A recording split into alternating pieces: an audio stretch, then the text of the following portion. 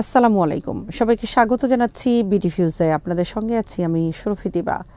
President Xi Jinping এর নেতৃত্বে চীনের যে বৈশ্বিক উত্থান, সেখানে সানজুর বিখ্যাত একটি নীতির বহিঃপ্রকাশ ঘটেছে।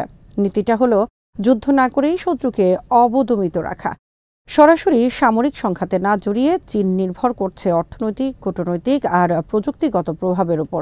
বেল্ট অ্যান্ড রোড ইনিশিয়েটিভ বা BRI এর মতো প্রকল্প, অর্থনৈতিক কৌশল আর সাইবার অভিযানের মাধ্যমে ভূরাজনৈতিক মানচিত্র বদলে দিয়েছে চীন। তবে এই কৌশলের বিরুদ্ধে প্রতিরোধ বাড়ছে। যুক্তরাষ্ট্র আর তার মিত্ররা চীনের সাথে অর্থনৈতিক সম্পর্ক কমিয়েছে এবং প্রতিরোধ হিসেবে সামরিক পদক্ষেপ নিতে শুরু করেছে। একই সাথে চীনের অর্থনৈতিক ধীর গতি এবং জনসংখ্যার হার হ্রাস সহ অভ্যন্তরীণ বিভিন্ন চ্যালেঞ্জের কারণে প্রশ্ন উঠেছে চীনের এই কৌশল কতটা টেকসই হবে। বিস্তারিত থাকছে হায়দার সাইফের প্রতিবেদনে।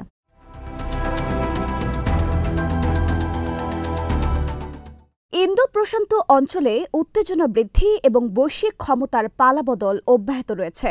এই পরিস্থিতিতে প্রশ্ন উঠেছে, চীন যেই সংঘাত এড়াতে চাচ্ছে সেটা এড়িয়ে কি তারা উত্থান ধরে রাখতে পারবে? সরাসরি শক্তি প্রয়োগ না করে কৌশল, ছলনা এবং মনস্তাত্ত্বিক যুদ্ধ কৌশলের মাধ্যমে জেতার ওপর জোর দিয়েছেন সানজু। শি এই ধারণাগুলো লুফে নিয়েছেন।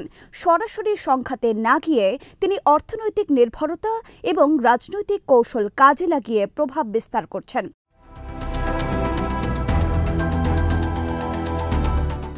শির পূর্বসূরিরা অর্থনৈতিক প্রবৃদ্ধির ক্ষেত্রে সতর্ক পদক্ষেপ নিয়েছিল, কিন্তু শি বিশ্বমঞ্চে চীনের আধিপত্য বিস্তারের জন্য আগ্রাসী কৌশল নিয়েছেন।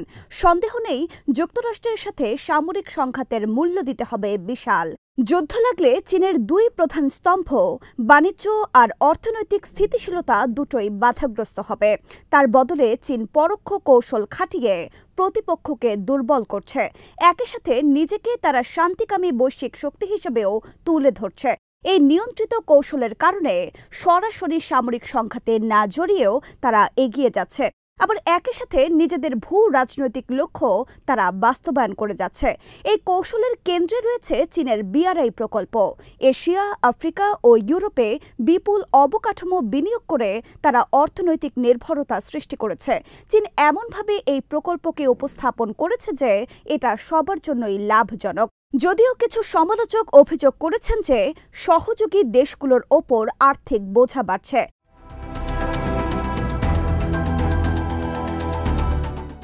কেরিয়ার স্ট্যান্ডার্ড গেজ রেলওয়ে বা SGR প্রকল্প নিয়ে এই ধরনের অভিযোগ রয়েছে। মোম্বাসা ও নাইরোবিকে সংযোগকারী এই প্রকল্পে অর্থায়ন করেছে চীন। এটাকে উগান্ডা পর্যন্ত সম্প্রসারণের পরিকল্পনাও রয়েছে, কিন্তু এই প্রকল্পের অগ্রগতি থমকে গেছে। এটার ব্যবহারও যথেষ্ট হচ্ছে না। আর্থিকভাবে এই প্রকল্প কতটা টেকসই হবে সেটা নিয়ে উদ্বেগ তৈরি হয়েছে। ঋণের বোঝা নিয়েও উদ্বেগে আছে কেনিয়া।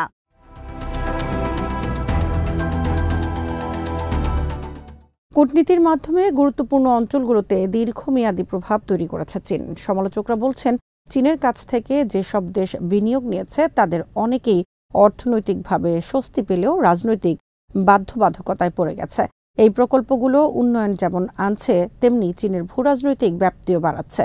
এর মাধ্যমে নিজেদের স্বার্থেই চীনের সাথে ঘনিষ্ঠতা ধরে রাখছে বিভিন্ন দেশ। আবার যেসব দেশ চীনের রাজনীতিকে চ্যালেঞ্জ ছুড়ে দিয়েছে, তাদের বিরুদ্ধে বাণিজ্যকে অস্ত্র হিসেবে ব্যবহার করছে চীন।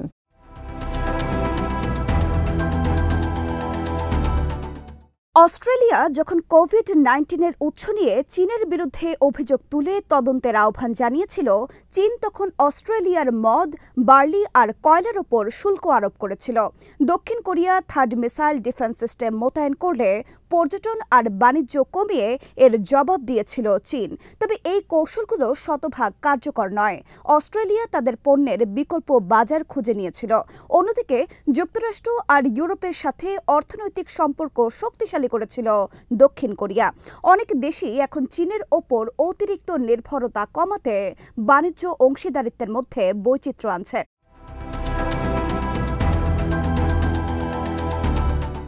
অর্থনৈতিক চাপ একসময় কাজ করত, কিন্তু বেইজিংয়ের কৌশলের বিরুদ্ধে যত বেশি দেশ পাল্টা চাপ দিচ্ছে, তত এই কৌশলের কার্যকারিতা কমে যাচ্ছে। একই সাথে প্রযুক্তি খাতে, বিশেষ করে 5G, কৃত্রিম বুদ্ধিমত্তা ও সাইবার নিরাপত্তা খাতে আধিপত্য বিস্তার করে চলেছে চীন। 5G এবং টেলিযোগাযোগের অন্যান্য খাতে হুয়াওয়ে যে বৈশ্বিক অবস্থান তৈরি করেছে, সেটা ডিজিটাল অবকাঠামোর ক্ষেত্রে চীনকে অনন্য উচ্চতায় নিয়ে গেছে। কিন্তু পশ্চিমারা সেখানেও তথ্যের নিরাপত্তা ও গোয়েন্দা বৃত্তির অভিযোগ তুলেছে। বহু পশ্চিমা দেশে চীনের এই সেবা খাতের ওপর নিষেধাজ্ঞা দেওয়া হয়েছে।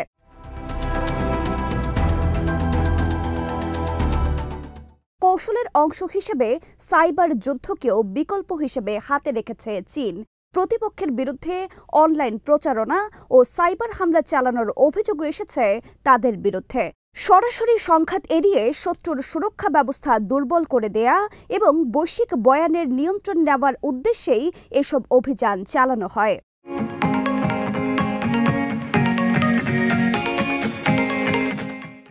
বৈশ্বিক সংঘাতের ক্ষেত্রে প্রযুক্তি ক্রমেই আরও শক্তিশালী অস্ত্র হয়ে উঠছে। ডিজিটাল মানচিত্র নিয়ন্ত্রণে চীনের যে সক্ষমতা, এটাকে সবসময় কৌশলের একটা গুরুত্বপূর্ণ উপাদান হিসেবে ধরে রাখবে চীন। জাতিসংঘ, বিশ্ব স্বাস্থ্য সংস্থা সহ অন্যান্য আন্তর্জাতিক সংস্থাগুলোর গুরুত্বপূর্ণ পদে কর্মকর্তা বসিয়েছে চীন।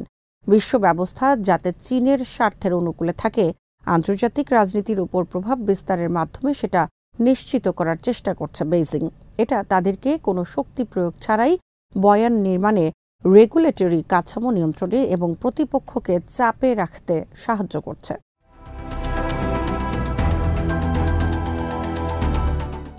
বেইজিংয়ের কূটনৈতিক পদক্ষেপের মধ্যে অন্যতম গুরুত্বপূর্ণ হল তাইওয়ানকে বিচ্ছিন্ন করে রাখা। তাইপের সাথে সম্পর্ক ছিন্ন করার জন্য বেশ কিছু দেশকে চাপ দিয়েছে চীন। একই সাথে তাইওয়ান প্রণালীতে সামরিক মহড়াও জারি রেখেছে তারা।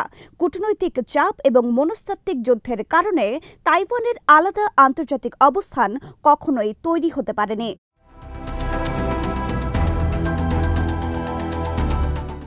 চীনের অর্থনৈতিক ও কূটনৈতিক প্রভাবের বিরুদ্ধে শুরুতে ধীর গতিতে জবাব দিয়েছিল যুক্তরাষ্ট্র, কিন্তু বিগত কয়েক বছরে চীনের প্রভাব নিয়ন্ত্রণের জন্য তারা উঠে পড়ে লেগেছে। তারা শুল্ক বাড়িয়েছে, চীনের প্রযুক্তি কোম্পানিগুলোর ওপর বিধিনিষেধ আরোপ করেছে এবং ইন্দো প্রশান্ত অঞ্চলে জোট শক্তিশালী করেছে।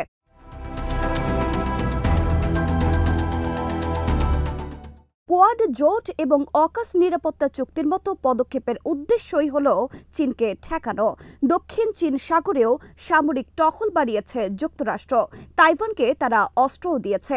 এসব পদক্ষেপে বোঝা যায় চীনকে স্বাধীনভাবে প্রভাব বিস্তার করতে দিতে চায় না ওয়াশিংটন।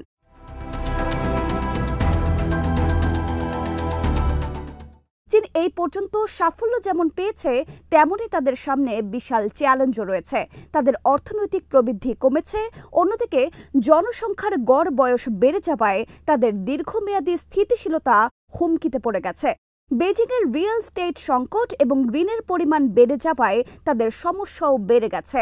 চীনের অর্থনৈতিক শক্তি দুর্বল হয়ে পড়লে বৈশ্বিক প্রভাব ধরে রাখার সক্ষমতাও তাদের কমে আসবে। চীনের যেই বাণিজ্য নীতি, সেটা তাদের অনেক গুরুত্বপূর্ণ বাণিজ্য অংশীদারকে দূরে ঠেলে দিয়েছে বলে অভিযোগ রয়েছে। চীনকে একসময় যেসব দেশ অর্থনীতির প্রাণ সঞ্চারক মনে করত, তারা এখন বিকল্প উৎস খুঁজছে।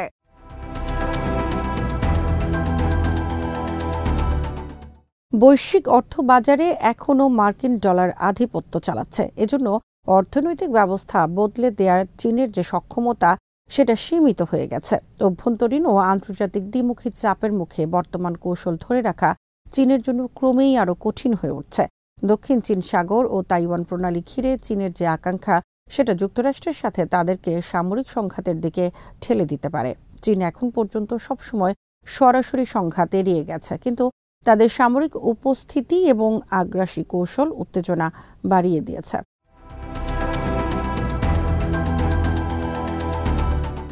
যুক্তরাষ্ট্র আর তাদের মিত্ররা চীনকে একতরফা পদক্ষেপ না নেওয়ার ব্যাপারে সতর্ক করেছে।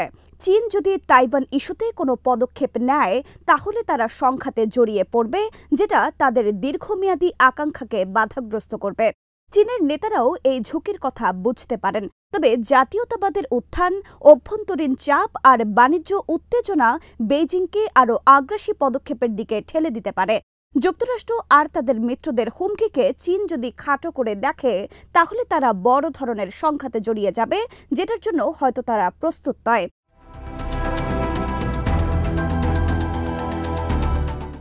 এখন পর্যন্ত সরাসরি যুদ্ধে না জড়িয়ে চীন সফলভাবে তাদের প্রভাব বিস্তার করেছে।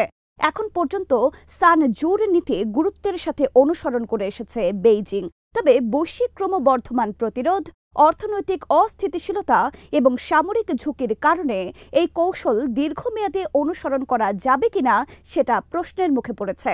যুক্তরাষ্ট্র আর তাদের মিত্ররা চীনের পদক্ষেপের বিরুদ্ধে ক্রমেই আরও সক্রিয় হয়ে উঠছে।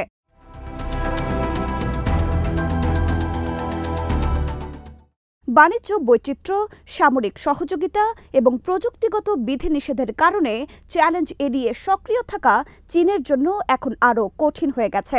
তাছাড়া জনগোষ্ঠীর বয়স বেড়ে যাওয়ায় এবং অর্থনৈতিক ধীর গতির মতো অভ্যন্তরীণ সংকটগুলো শক্তি প্রদর্শনের ক্ষেত্রে চীনের সক্ষমতাকে আরও সীমিত করে দিতে পারে।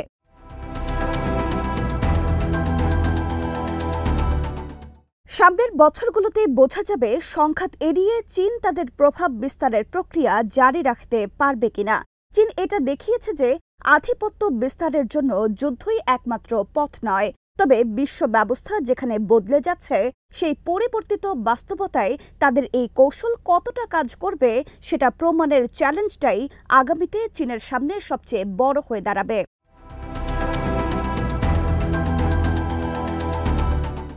আজ এখানেই শেষ করছি। সবাই ভালো থাকুন, সুস্থ থাকুন আর দেখতে থাকুন বিডিভিউজ। চ্যানেলটি ভালো লাগলে সাবস্ক্রাইব করুন, সংযুক্ত থাকুন আমাদের ফেসবুক পেজে। আল্লাহ হাফেজ।